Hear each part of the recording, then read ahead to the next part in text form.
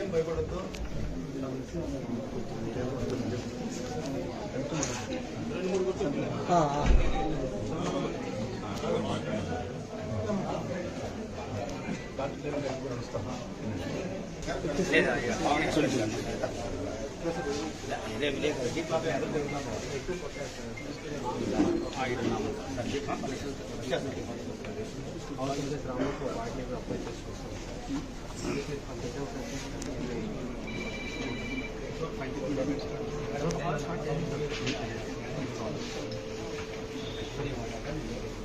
ఈరోజు సిద్ధం సభలో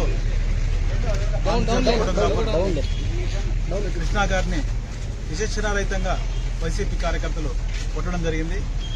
ముఖ్యమంత్రి గారే ఎక్కువ చూపిస్తే మీ టీవీల్లో కానీ పేపర్లో కానీ ఖబర్దార్ చూస్తామని చెప్పి ఒక పబ్లిక్ మీటింగ్ లో చెప్పడం, అతను ముఖ్యమంత్రి లేకపోతే ఒక గూండానా అనే పరిస్థితి ఈరోజు వచ్చింది.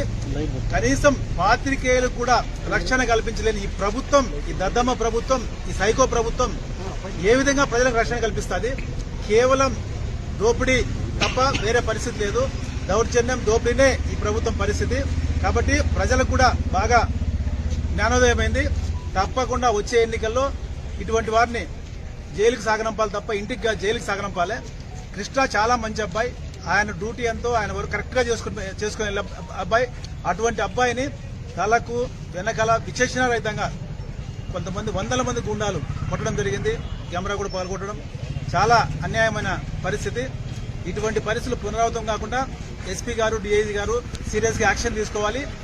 వారు తీసుకోకపోతే తప్పకుండా మేమంతా కూడా రోడ్డు మీదకి వచ్చి డీఐజీ గారి ఆఫీస్ దగ్గర లేదా ఎస్పీ ఆఫీస్ దగ్గర ధర్నా చేసే పరిస్థితి ఉంది. తప్పకుండా పాత్రికేయులందరికీ కూడా మా తరఫున మేము సంఘీభావం తెలుపుతున్నాం.